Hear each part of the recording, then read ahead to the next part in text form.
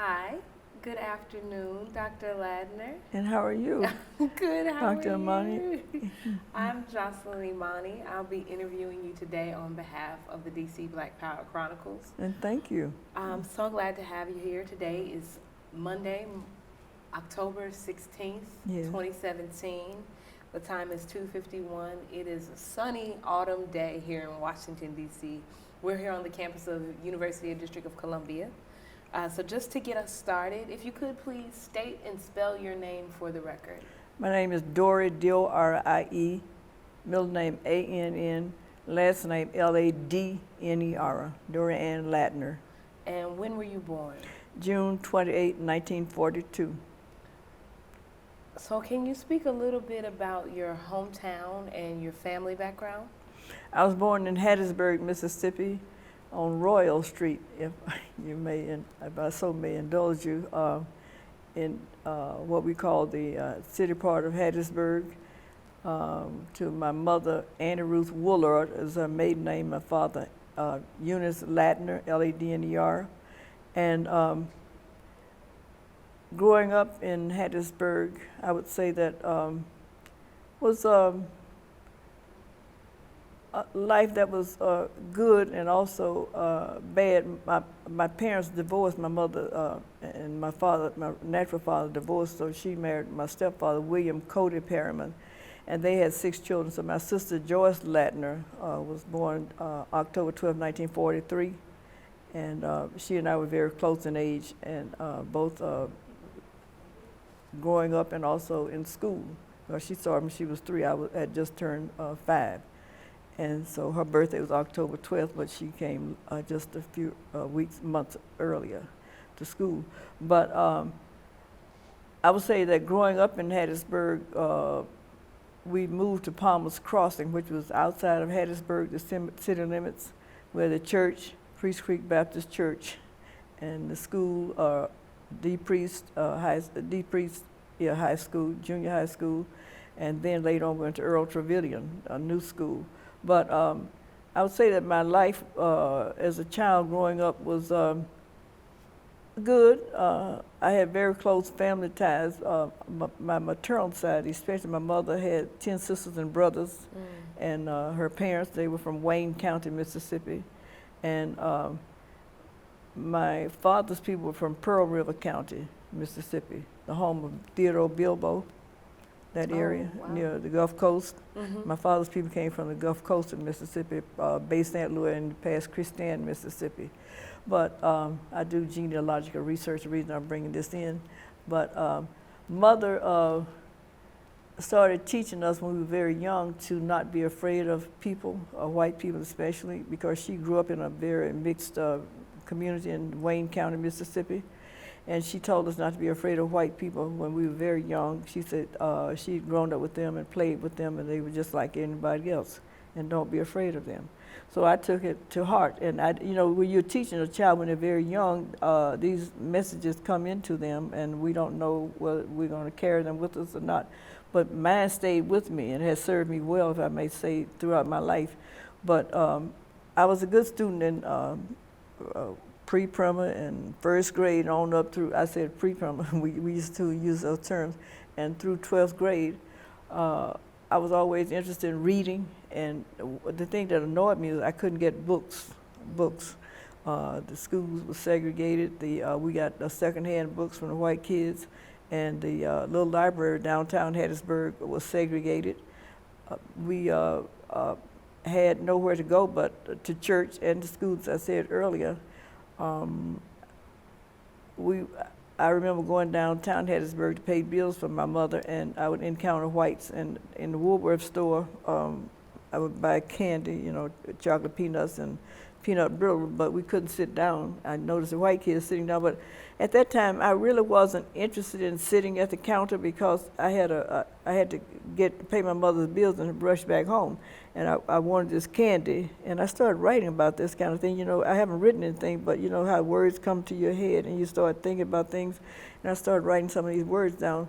But and getting on the bus coming from Palmer's Crossing, where I lived, Palmerscrossing, and that's where a lot of the nightlife was, Camp Shelby, and we grew up in that community where you had all the music and people, B.B. King and anybody you could think of came to that area. So, going downtown for me was a mixture because the bus driver was such a racist, segregationist, and he would start yelling and calling you the N-word, the adults telling them to get back, and there was a invisible line of demarcation for them to get back to domestics, who were riding the bus. And I'm observing this as a young child, probably 12 or 13 years old, and that was my first real bad experience as far as segregation was concerned, was with the bus driver. And I guess that happens with a lot of people, the bus driver, and would take us to and from, but I only encountered white people when I would go downtown. Can you speak a little bit about your early politicization? What caused you to observe that, what caused you to observe that segregation was incorrect? What caused you to want to do something? I will tell you, the death of Emmett Louis Till, young black boy who lived way up in the Mississippi Delta over 200 miles from where I live, was murdered, and we read about it, and I so identified with him because although I'd never been to the Delta, and where I grew up was the Piney Woods, there was no farming in that area. You had the water and the Piney Woods. And so I felt his pain. It was like, it was just something that so weighed heavily on my heart. And I said, this young man, and with the description of how he was beaten and tortured, and with this cotton gin around him and thrown into the Tallahatchie River, he was caught, oh my God.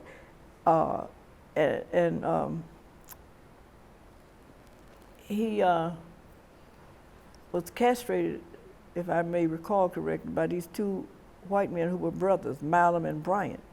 And so I would go to bed every night pulling the covers over my head, thinking that they may come into my life. And I was tortured, I was frightened. So much so until, I think I was like ninth grade. I went to my social studies teacher, Mr. Clark, who had attended Tougaloo College, him and his wife. And I said, because the newspaper had begun to address the Constitution as it related to Emmett Till, the 13, 14, or 15 amendments to the Constitution were printed in the Hattiesburg American newspaper. And I didn't understand it because I'd never seen the Constitution, didn't know what it meant. And so I asked Mr. Clark, I said, what does this mean? He said, oh, it has something to do with the Constitution. And he walked away. So I went and found the Constitution and committed the 13, 14, and 15 amendments to the Constitution to memory for empowerment purposes. I was so, so terrorized, so in my spirit, so horrified. And it gave me a little bit of relief, but I still couldn't relate it to the bigger picture.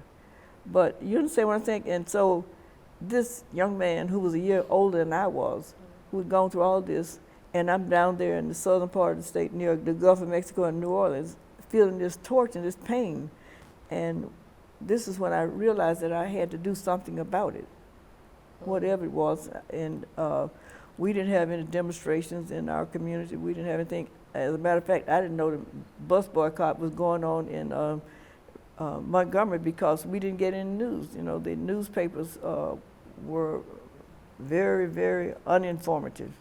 The radios were uninformative. The news, period. We didn't get information. And so I just remember reading something about some people were marching in Alabama, but I couldn't relate it to anything. And so when Emmett Till was murdered, I felt, again, that I had to do something. And that was a single experience. I didn't have a broader context at that time to relate it to.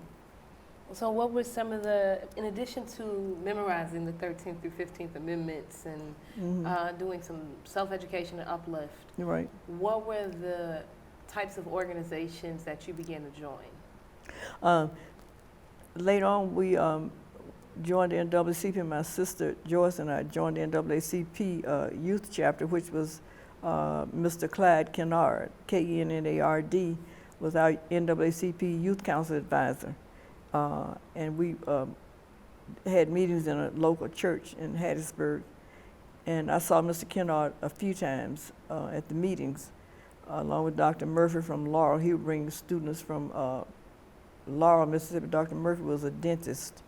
But, and that was the extent of it, but I still didn't get the bigger picture. Mrs. Beard, Eileen Beard, the sister of Mr. Vernon Damer, D-A-H-M-E-R. Mr. Damer was firebombed, his home was firebombed, and he was burned to death in his home. But he was taken to the hospital, but he died from smoke inhalation and 3rd and 4th degree burns. His family did get out of the house. The Ku Klux Klan threw the smoke bomb into his house. Mr. Damer was the president of NAACP there in Forest County, and he would help people he would pay the poll taxes, because poll taxes at that time were being charged. And he was one who spoke up and wanted people to take charge of their lives as relate to their own self-determination. So him and Mrs. Beard would drive to Jackson, Mississippi, to state NAACP youth council meeting, and statewide NAACP meetings in Jackson, Mississippi. Mr. Roy Wilkins would come, and other people would come from the national office, and I would get a chance to sit and observe them and sit in the back of the car listening to the adults talk. Children then were seen and not heard. So that was the inspiration that I got at that time. About how old were you when you joined the NAACP youth wing? I was about 14. But you couldn't let white people know that you were having these meetings. Membership was prohibited by the state as well. What do you mean? You couldn't. It was a crime, more or less, to be a member of the NAACP.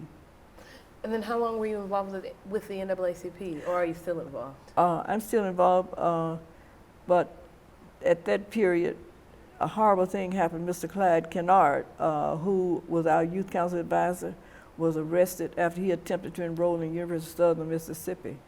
It was called Mississippi Southern at the time. He was a Korean War veteran who had studied at the University of Chicago, and his stepfather died.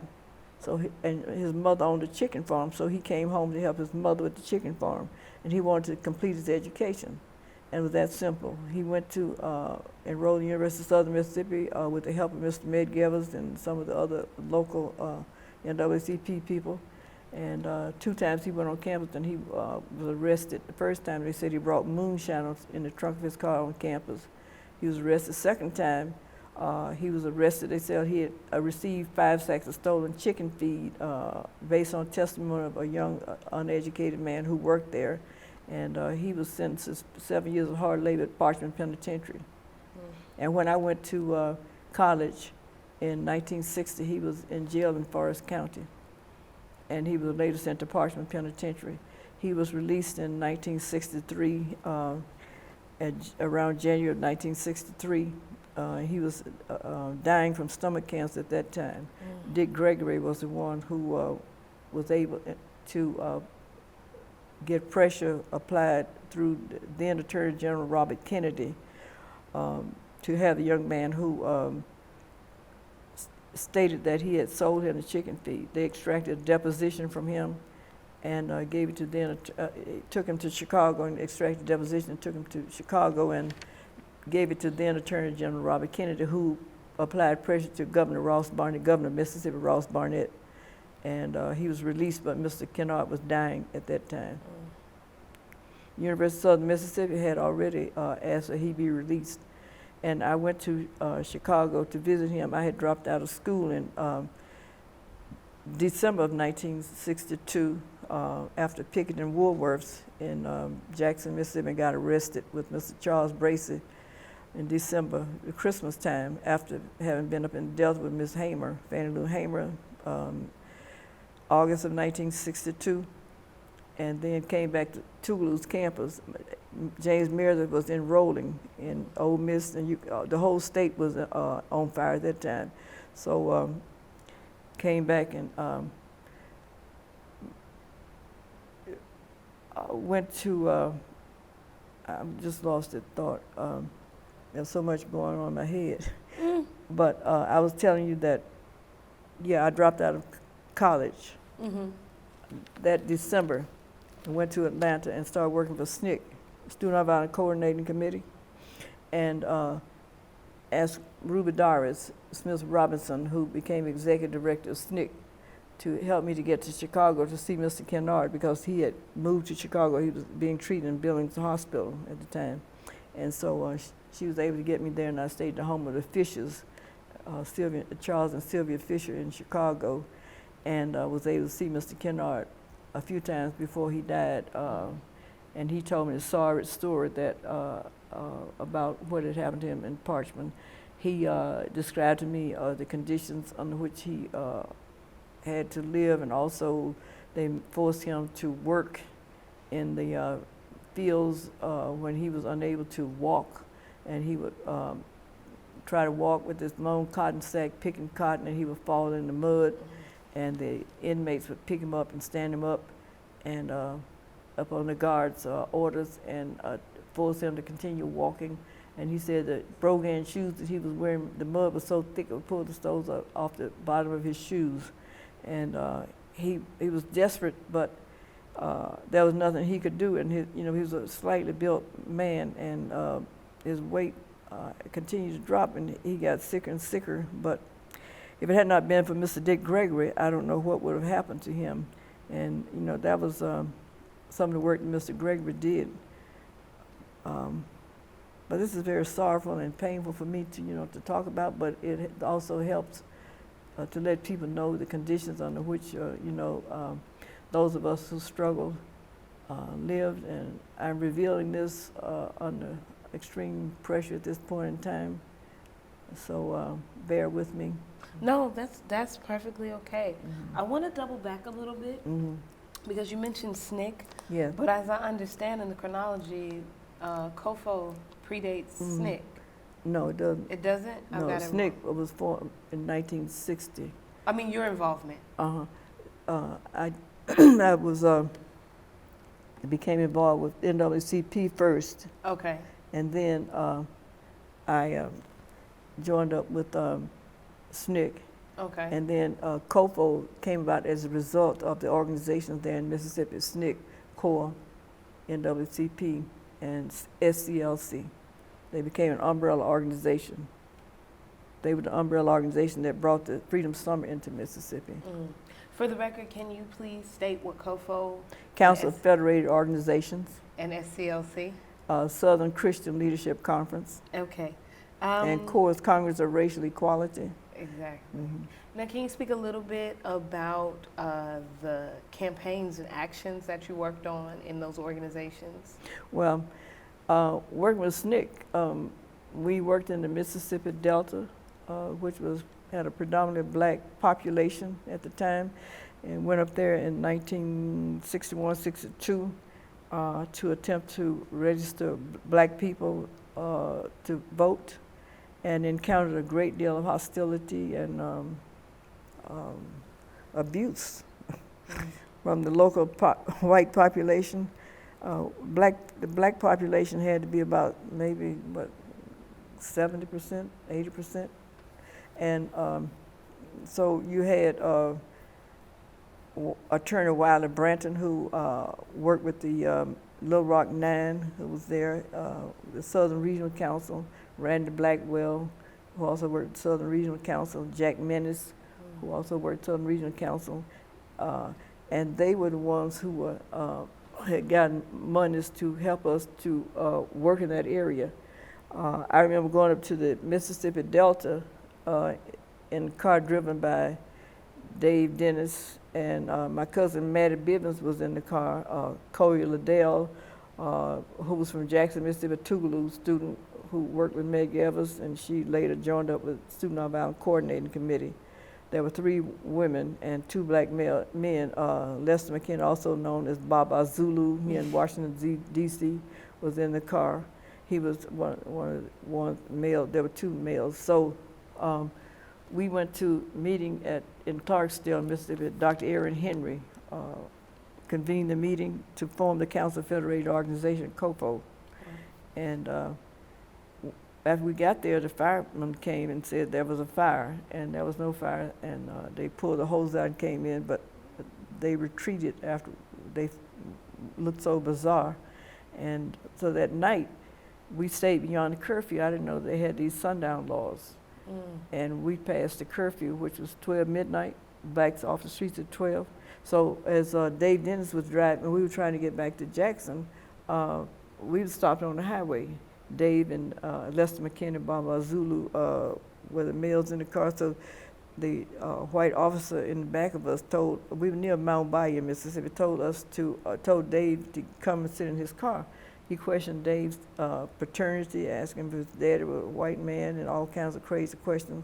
Kept him in the car about an hour. So Dave came back to the car and told us, this man is crazy. He's asking me about my blue eyes.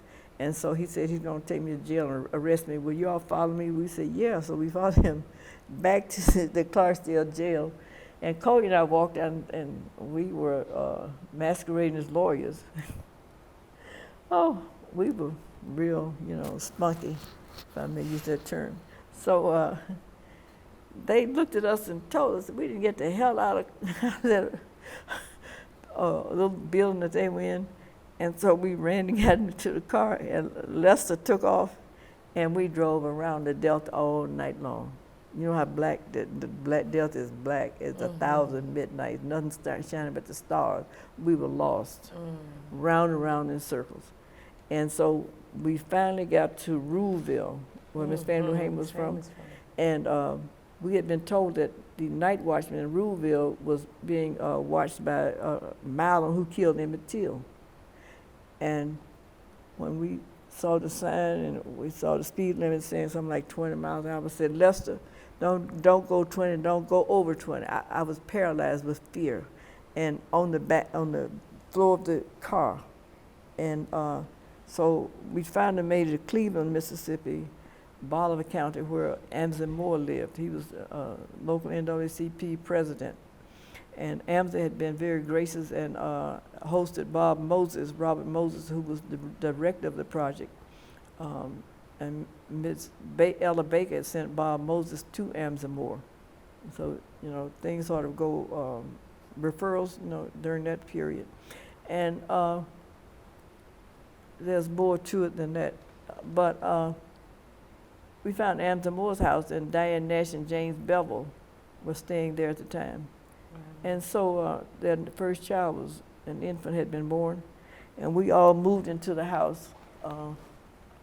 Charlie Cobb, and he had just come to Mississippi. We persuaded him to stay in Mississippi. He was on his way to Texas to a NAACP meeting, stopped in Jackson. So Lawrence Guillot, Jesse Harris, and myself were in the office when he came. So we persuaded him to stay in Mississippi.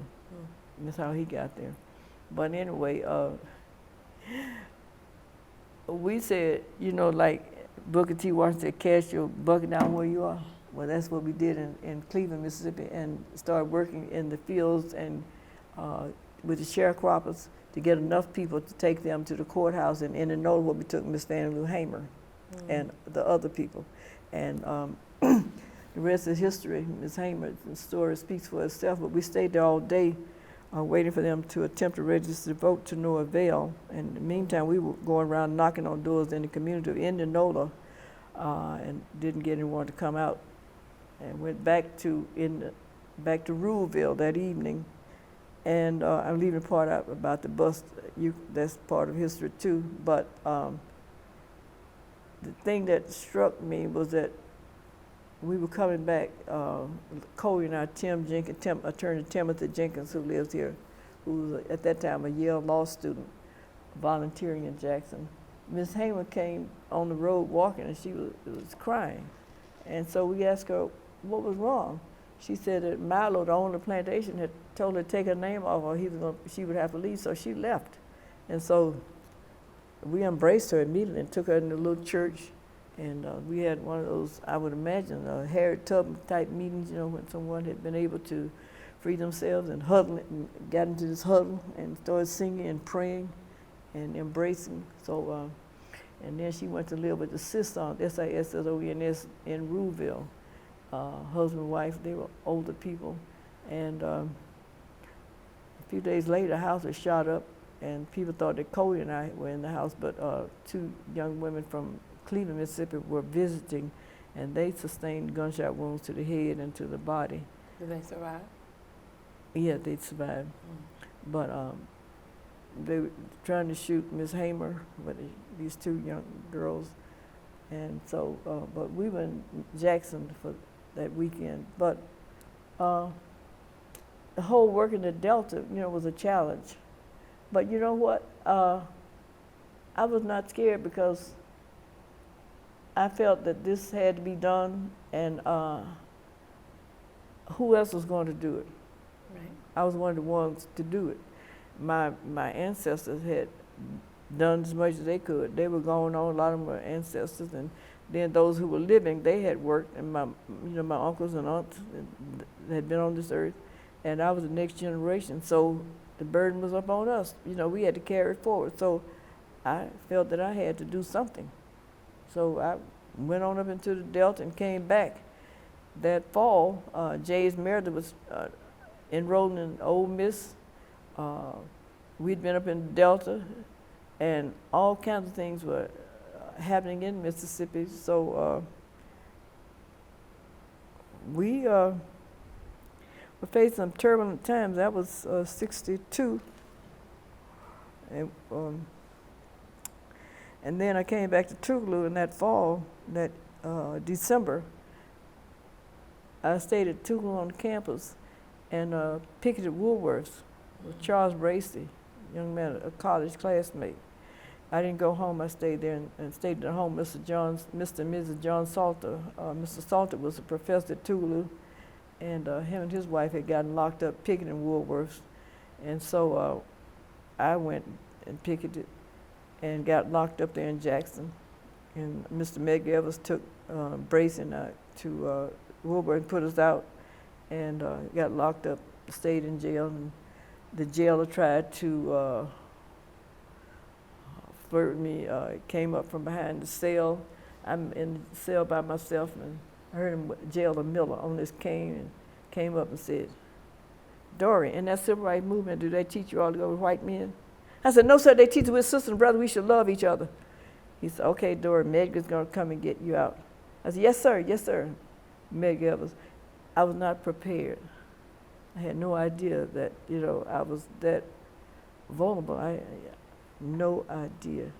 So Mr. Evans did come and get us out, took us back to Tougaloo.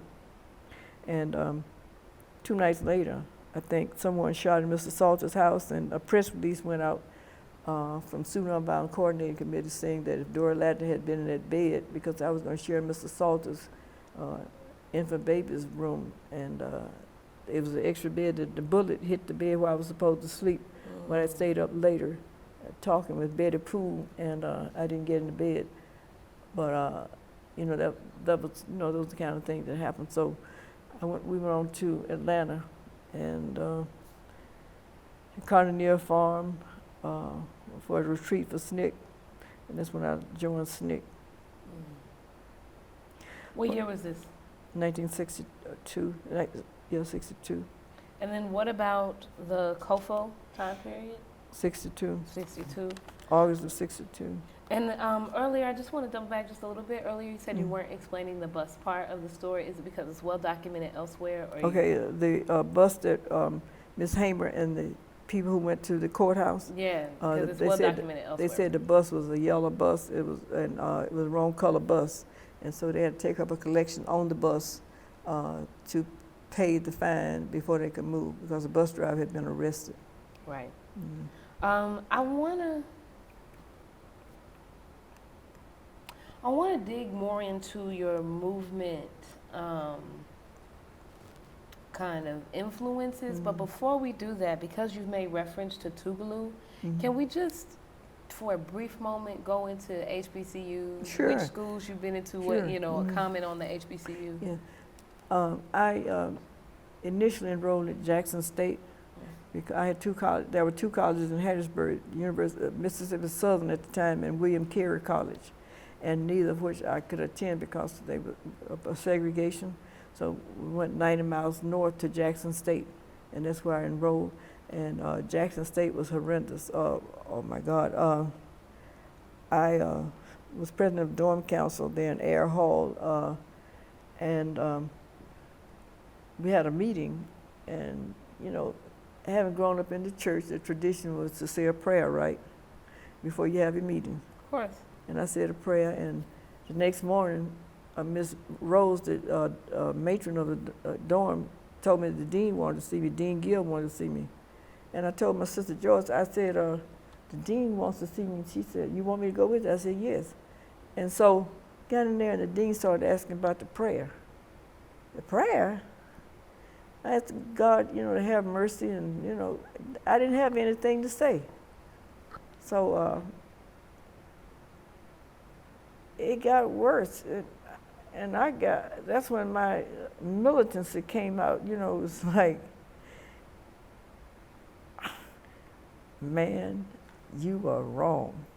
And Mother would have been very upset because I started stamping my feet, and he was saying that I couldn't stay on the campus. And I said, I don't want to be on the campus. Anybody who questioned a prayer, I don't want to be here either. Then it got to the higher level. Dean Oscar Rogers, who had graduated from Tougaloo and went to Harvard. He was from Vicksburg, not Natchez rather. And then he got his PhD from some divinity school. And he was the dean of students. And I had to go to his office. And it really got down. Because of the prayer. All this is because of the prayer. Allegedly. See, I told her I came from Palmer's Cross to Jackson. Right. I didn't have anything, to bring there, but me, my spirit. And so he said, Miss Ladner, I'm going to hip you before I ship you. It got like that, okay. Well, see, on Jackson State's campus, there were young people such as myself with the Pan-Hellenic Council. I pledged Delta Sigma Theta, and there were all kinds of Greek people there. We would sit in the little recreation hall, and James Meredith had come back from the military with his wife and their first child, and we would sit around and talk. And my first organizing was done on Jackson State's campus because we used the food because they would serve us pork and beans and wieners, hot dogs, and that's just solid food. And so I remember getting up, which I'm not an early riser, getting up at like 5 o'clock, 6 o'clock in the morning, going and putting fires on the table saying, aren't you tired of pork and beans and some other kinds of things to students. If you are, why don't you say something about it or whatever. And then come back and get into bed. So we would sit around and talk about things like that. And so Mrs. Young, we had 3 black lawyers in Mississippi, Attorney Jack Young, R.J.S. Brown, and Carsey Hall were the 3 lawyers in Mississippi, black lawyers, who had studied at home and taken the bar. And Mrs. Young, we had gotten, someone had come on campus, a young man had come on campus and said that some people were coming to help us get our freedom. And he left. It was Thomas Gaither. Medgar Evers' office was across the street, NOSCP office. And so we had Wednesdays off, we'd go and talk to him. He was very engaging and very charismatic, chanting. All those words, but he was also a good source for empowering you by telling us about our rights. As young people, we were young. And so I met him when I was like 14. And he engaged us. And can you spell the name for me? Medgar. Oh, this is Edwards. I thought you were talking about the third person. Yeah.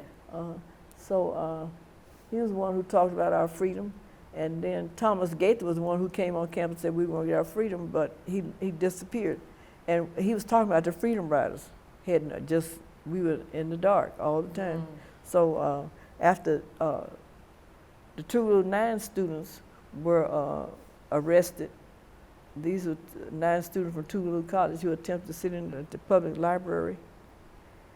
And Mrs. Young, who was teaching at Jackson State, took my sister Jocelyn Imani to Tougaloo College to a meeting in Dr. Vitale's office, the mansion on Tougaloo's campus. And there were several other young people there. So it was suggested we have a prayer meeting on the Jackson State's campus, since it was a state school and we would get arrested and we had no one to go our bail and so forth. So we did that and came back on campus, and the next 2 nights I think we had this prayer meeting, attempted to have a prayer meeting, and Dean Reddix came running from nowhere, and Dean? No, President, I'm sorry. Oh, okay. President Reddix, Reddix. Oh, wow. He was president at the time. Came from nowhere and knocked President Walter, I can't think of his name, the president, he was student body president. Emmett Byrne was there, Reverend Emmett Byrne was one of the speakers, knocked him down. And then he started running around the campus, round and round in circles. And my sister Joyce's roommate was standing there and knocked her down to the ground and had her expelled from campus. He had sent one to her room and told her to leave that night. Her parents had to drive from Ocean Springs, Mississippi, on the Gulf Coast to Jackson. What? Yeah, to Jackson to pick her up and take her home. Yes. So next day, we looked out the window, and there were K-9 dogs with the police. The police came on campus that night and looked out the window, and there were the police. And so they come from Vicksburg, so we still didn't stop. We started marching towards downtown Jackson and saw this barricade across the street, police officer. So we turned left and went to the black community, and then here comes the police. Turn the dogs on them goddamn niggas. And we scared it through the tear gas. I got tear gassed, and another young man got tear gas in his eyes. So I ran this lady's house, and she told me, come on in. She washed tear gas out of my eyes, and she said, go and sit on the porch. I went and sat on the porch, and the police running up and down the street and in the alley with the dogs, and like Harriet Tubman days were. And so we watching the police, and so they didn't arrest anyone. So later on, when it got dark, I went back to campus, and next few weeks school was out for we had the spring break, and then summer came, and then we went to Tougaloo. Why did you switch? I didn't want to stay on that campus. No, it was politically and socially oppressive. Right. Can we speak a little bit about your latter work? Like to jump a little bit, when did you move to Washington, D.C.? I moved on August 25th, 1974. And can you tell me a little bit about... enrolled in Howard, 26. Repeat that, please. I enrolled in Howard School of Social Work August 26th. Now, why did you come to D.C.? To graduate school. And my husband, being Ethiopian, was living in Atlanta, and he wanted to be around more Ethiopians. He was working on his PhD in political science at the time, so he completed his paper. He was working on the Guinea-Bissau and the revolution in Angola, and so all he had to do was finish his dissertation, and I had completed my BA degree from Tougaloo College. I only had like 9 credits when I dropped out. Wow. And came to Howard and decided to get my master's in social work so I could, start earning money.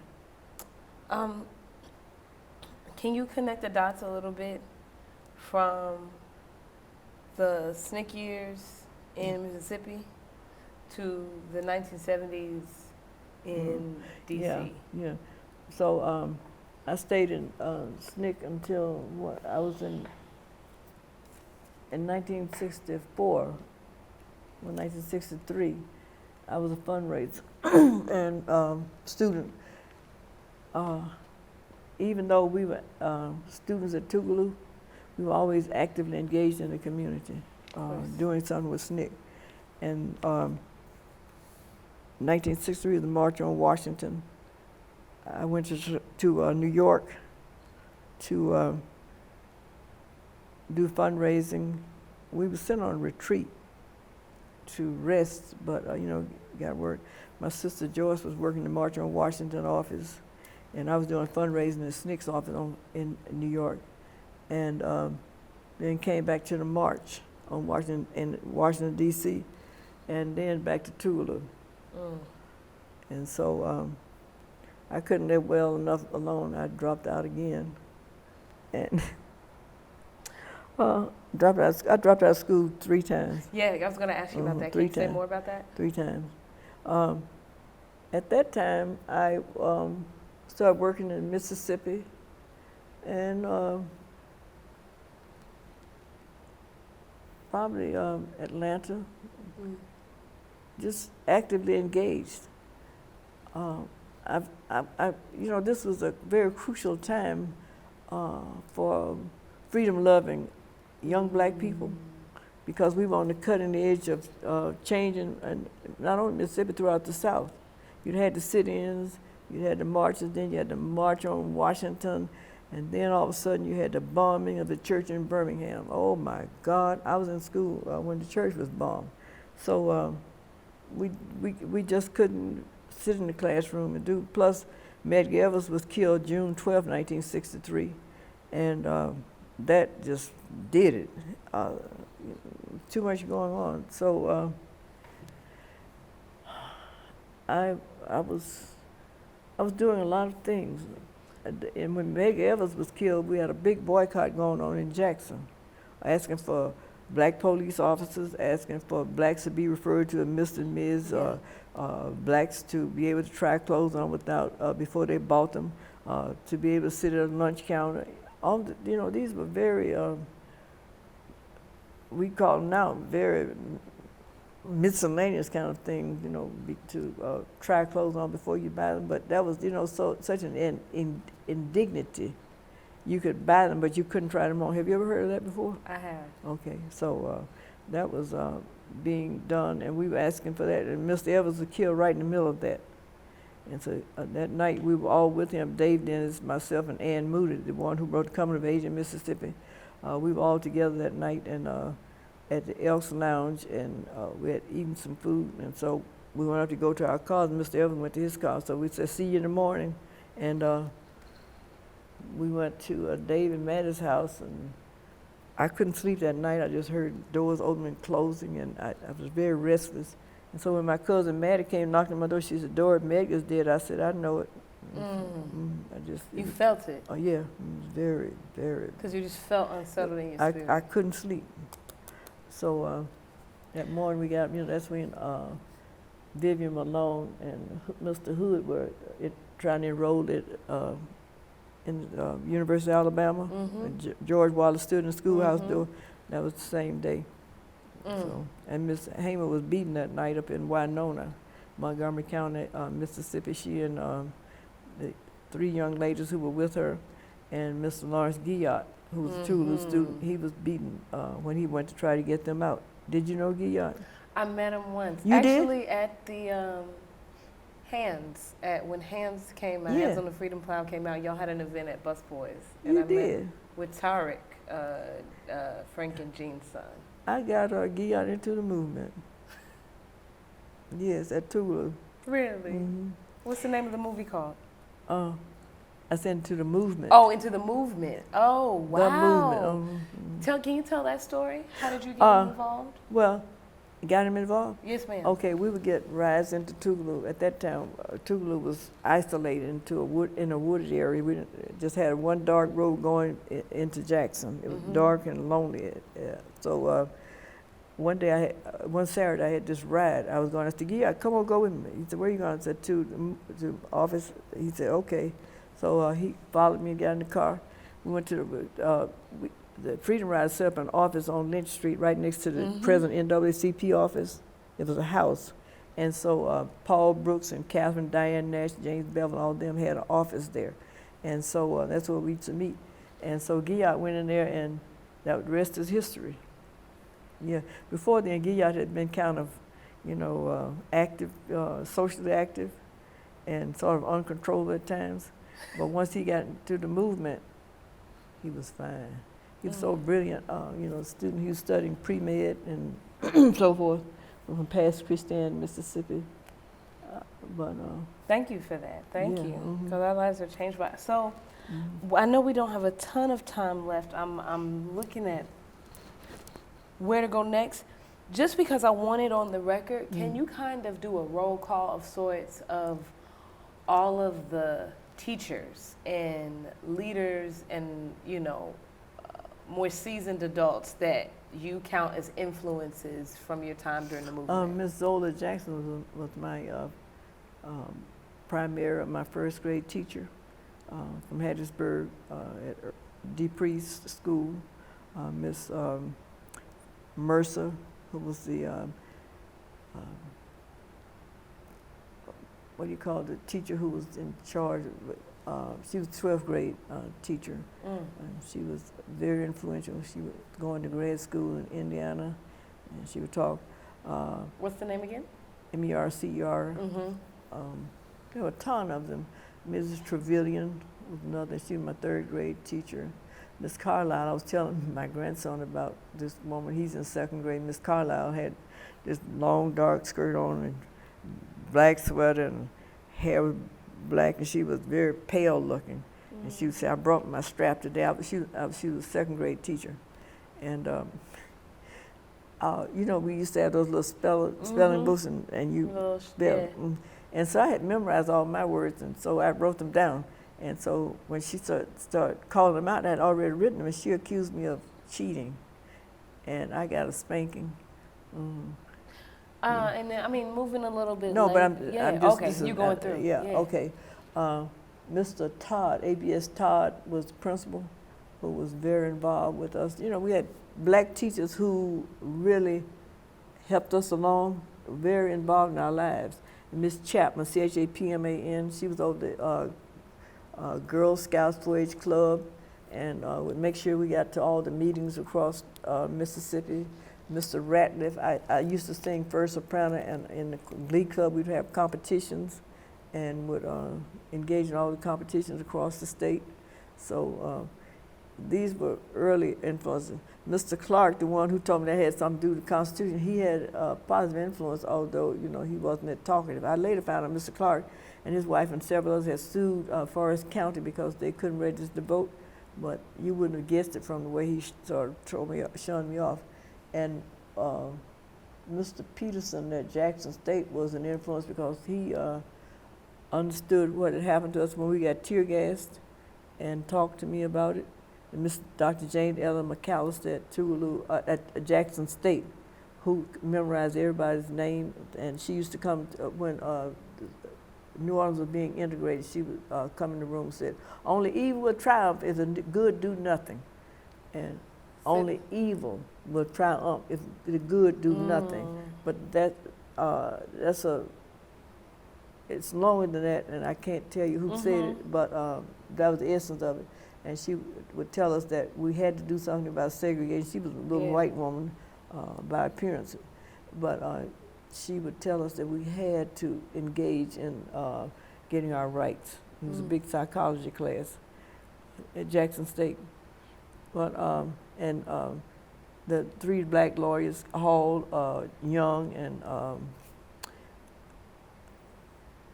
Carson Brown? R.J.S. Brown, yes.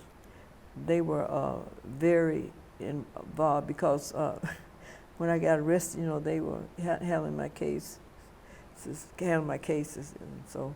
But Mr. Medgar Evers was a profound impact. Lord have mercy, just bad, and many more. Can you talk about some other? You mentioned Miss Hamer. Fannie Lou Hamer, yes. I talked about Miss Hamer, context that she was old enough to be my mother, and but we brought her in, and now that I think about it, it was like we were the messengers taking messages to these adults. We had been so inspired, but I didn't know from whence it came. But when it came to us, we went to them and gave the message to them, and they took up and followed us. Mm-hmm. Isn't that something? It is. Yeah, and we were teenagers. Yeah. So Miss Hamer, Miss Johnson, Miss What's Miss Johnson's first name? You call her? Lulabelle Johnson from Greenwood, Mississippi. Miss Hazel Palmer, Jackson, Mississippi. Miss Shirley Anderson from Hattiesburg. Mr. B.F. Barn there in Hattiesburg. Motley Dresser Hayes, Woolard Hayes, Margaret Jerry Prince Woolard. Oh my God. And we already talked about Kennard and Clyde, Kennard, Damer. I think that's it. Did you also, I saw in another interview you mentioned something about Dr. King. Did you also cross paths with Dr. Martin Luther King? Yeah, he came to Tougaloo in 1961 when I first got on campus. But I didn't run up to him. Our Delta Pyramid line was there, and there's a picture of my sister and some of the pyramids standing there talking to him, and I'm standing back there behind Baba Zulu, with whom I had a little dating going on at the time. You can edit that out. But I was looking at him from a distance because I always check people out, leaders, and I was looking at him, trying to size him up. Mm-hmm. And he was very, gracious, shaking everybody's hand, but I was looking at him like you're looking at me Yes, now, ma'am. trying to check him out. And he was accompanied by some other young men, and I met him in Atlanta maybe a couple of times. Wow. Mm-hmm. If you think of anybody else's name, feel free to throw that back in there just for the record, but your transition. No, see, when I said Freedom Ride, Diane Nash and James Bevel, they had a profound impact on me because they were young people who had been started demonstrations there, where they helped to found SNCC, number one, and also went to Nashville with C.T. Vivian and Dr. the Nonviolent man. Lawson? Yeah, Jim Lawson. Okay, and that's where we got the whole concept of nonviolence weaved into the movement. And so when I met them, it was like, oh my God, I didn't miss a meeting there in Jackson from Tougaloo's campus. We always went when they were teaching organizing and nonviolent resistance, the love community. Oh God, that was it, because it gave me a whole perspective, a whole concept of how organizations are supposed to be run and how to do it. And so once I went out into the community, I knew I had it. This is amazing to hear you say this, because how you describe feeling is how I felt when I sat in a nonviolence training with Dr. Lawson. Really? Yes. Oh, wow. When it came time for the Gina 6, that trial about 2007. Oh my God! I told people, SNCC had been off when we would still be down there, still. Exactly, because we wouldn't have left. Yeah. No. I was a student at Fisk University at the time. Somebody, I don't know who, I don't know who called Dr. Lawson, but they called him. And we were there at Fisk University Chapel, and he's how I learned about an agent provocateur, and he's how I learned about that nonviolent training. Amen. And everything you said Amen. was exactly how I felt. Yes. Yes, ma'am. You have to go through those lessons. You just don't get it. You have to go through all the lessons. People think that, I can just go out there and demonstrate. No, it's more to it than that. I went to Highlander as well. You went to Highlander? Okay. I know we don't have a lot of time. In 62. Can you... So briefly talk about Highlander, but then can you transition into talking about the origins of Black Power and your work in the Delta? We went to Highlander in 62 to learn the whole concept of voter registration. Septima Clark and Esau Jenkins from the island and Miles Horton were all there to teach us. And SNCC sent all of us to get those lessons. And from there I went on back to Mississippi, and he said, and what is the next? And Black Power, can you talk about Black Power and the Delta and all that work? Well, see, I've been laughing because we were doing Black Power all the time, but we hadn't defined our work. Everything that we did from the organizing and empowerment pieces was building the whole Black Power movement, but we had not put a label on it. We had not defined it. And so when the words were uttered, see, Jim Foreman had already talked about power. And I mentioned to you that we went into the Mississippi Delta where what they call the Black Belt, and all the blacks, blacks outnumbered the whites by 3 to 1. That was in building the Black Power base. And so it was called the Black Belt area. Alabama was another Black Belt. You've probably seen this in the literature. Yeah, Lowndes County. Black Belt counties. So we had not defined it as a Black Power, although we were doing the things of Black Power. And so when those words were uttered there in Greenwood by Stokely and Ricks and Stokely, Jim Foreman had already put the word in Ricks's head, you know, that we're doing this. And so, and when they got there in Greenwood and started uttering it, you know, everybody, it just resonated. Resonated. Now, I told you we'd been in Greenwood doing voter registration since, what, 62? And people were engaged and mobilized and engaged. Dick Gregory came and they refused to arrest him because he was a man from out of town with a lot of power and influence. They wouldn't arrest Dick Gregory. And his wife came under her maiden name, they arrested her. But that still didn't resonate with the people. But when you said Black and when you said power, it just, you saw how people just started going off. And so it was there, Black Power, we need Black Power. And everybody just going off, because all of a sudden it just clicked. Black and power, we're being empowered. We're being empowered. And so, say it loud, I'm Black and I'm proud. And then all of a sudden, you looked around and say, Black Power. Just look at yourself, I look new. Look, you know, just, how do you describe that feeling? See, they had organized the Black Panther Party in Lowndes County. And when when they had the March Against Fear, Meredith first took over.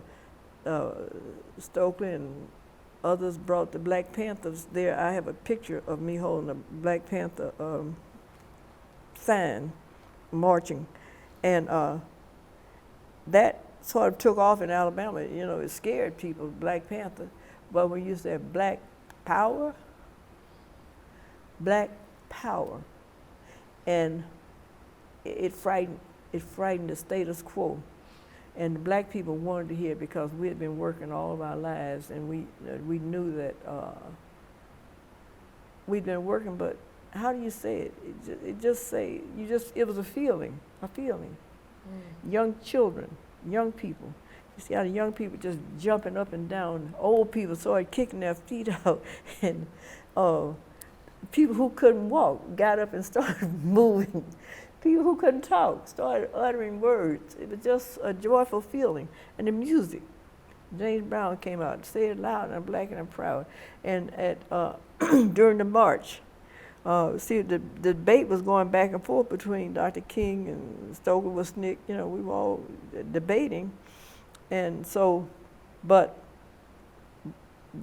it couldn't be controlled. It couldn't be controlled. And see, at Canton, when they threw the tear gas on everybody, and Ricks went and grabbed Dr. King and hauled him to safety. Mustafa, you call him Mustafa, also known as Ricks. Ricks, also known as Mustafa, and others were taken to safety. And Tougaloo Chapel basement was a triage area where the medical doctors were set up. That's documented in The Good Doctors by, Dittmer. Yes. Or John Dittmer, okay. And the reference I made about, I think I was talking about Foreman's book, The Making of Black Revolutionaries. He talked about Black and then the power, maybe in the same sentence at times. But if you go back and read that, but Dittmer was talking about how the triaging system, he may have been talking about the triage system set up. And I talked with Dr. Smith, who was the medical doctor, when you say medical director for the doctors there in Mississippi, who had medical committee. And he told me last year when I went there for the 5th anniversary of March Against Fear and in Tougaloo Chapel that he had never felt so powerless and, how do I say, he was happy about the march, but he also had a great deal of fear because he knew that there was only one hospital that could take the people. That was St. Dominique's Hospital. I know about that hospital. You do? I do. You been there? I have. Mm. That was the only hospital.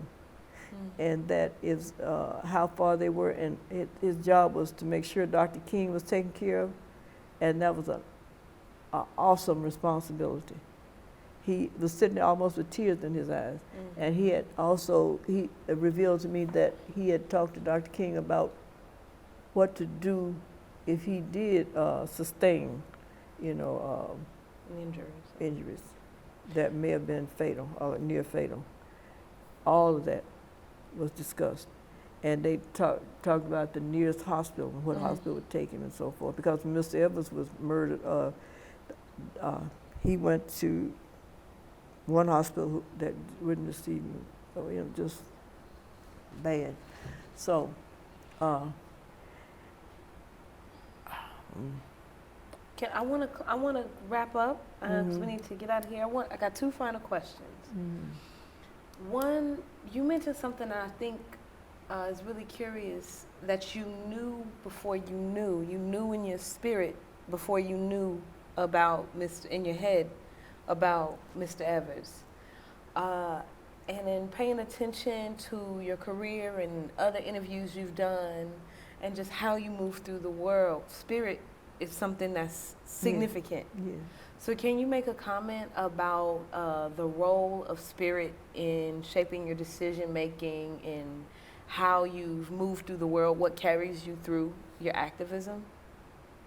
I want to say, first of all, I'm grateful to God for my life, and that spirit has followed me and carried me.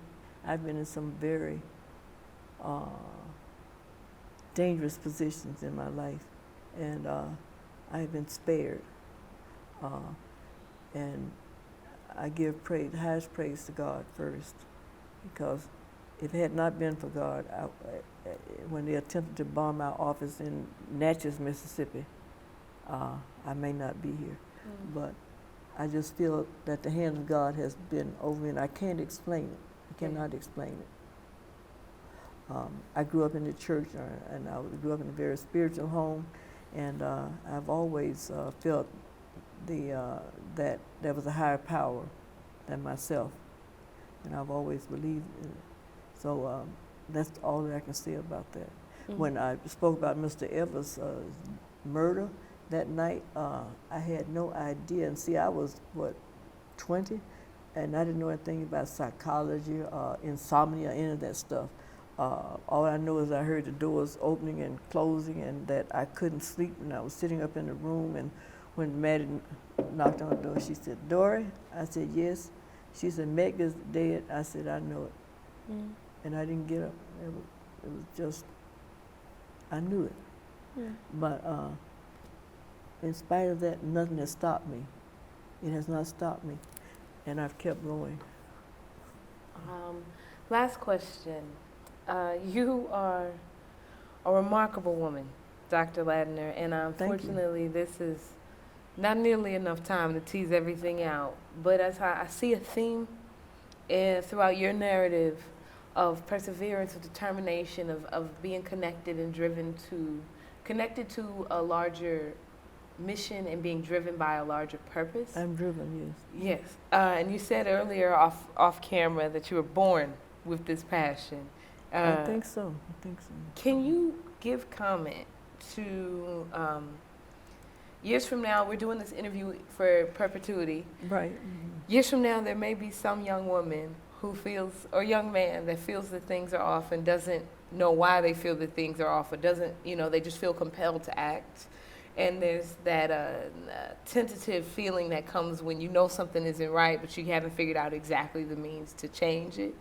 Can you give some type of encouragement or comment to the young people, both the young people of today's activist generation as well as those that are to come?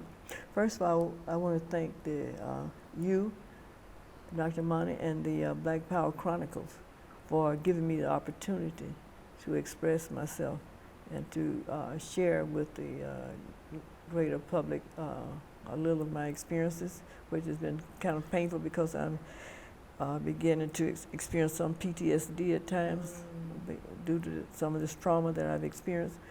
However, I want to say that I encourage each and every one of the young people to engage in some type of project that will enable them to uplift the race. And that's an old saying, but you don't have to do large things, big things, grandiose things, but be active in your community, actively engage in your community or your school or your church. Just give something. You were telling me about Jenna. You know, I'm so inspired, so glad to hear that because I was pulling and wanted to run down there myself, Jenna, Louisiana. But everybody can't do that. Everybody can't just be where everybody else is at the time. But within your little community, be a doer. Knock on the door of an elderly person. Speak to the homeless man on the street. Offer, take them a sandwich or something. You don't ever know who you're passing by. And see, I was taught that charity begins at home. And for all the young people who are out there and old people, you've lived lives. But if you're going to go out into the world, you have to be humble. You have to take God with you, or some higher power with you, and you have to also be respectful of yourself and others, and to do something. And this is very simplistic, but it's also very basic. And when you go into the ivory towers to study, you will have some ethics about you as to how you would treat your classmates and respect for your teachers who are teaching you, and very interested in making sure you get knowledge when you go to Howard University or wherever you go, that you'll be able to have respect for yourself, your teachers, and also go in the library and engage in dialogue. You know, there's nothing more provocative than a group of college students sitting down and discussing topics, and also with their professors. I used to enjoy that. I miss that. And I sit down and I watch, you know, discussion. I listen to the radio more than anything else, but when I hear people like Dr. Carr and others, you know, I'm on the YouTube and so forth, and Dr. John Henry Clark and all these people talking, you know, it's so inspirational. Brother Malcolm and others talking, it gives me more inspiration. And what we're saying now is that hopefully a few words that I have said from my past life may inspire you to do something, but I want you to be engaged. Is that enough? That's perfect. Do you have anything else you want to add? Anything you I want to thank you. Oh, it's my pleasure. Thank you for listening to me. I'm I just really am inspired by you, a young black female from the South, and who has been able to, against all odds, continue and prevail. To God be the glory. It's a hard road. I know you've had a hard road, but in spite of that, you've made it and continue to make it. Yes, ma'am. I want to thank you. Thank you so much. Thank you. That's a cut.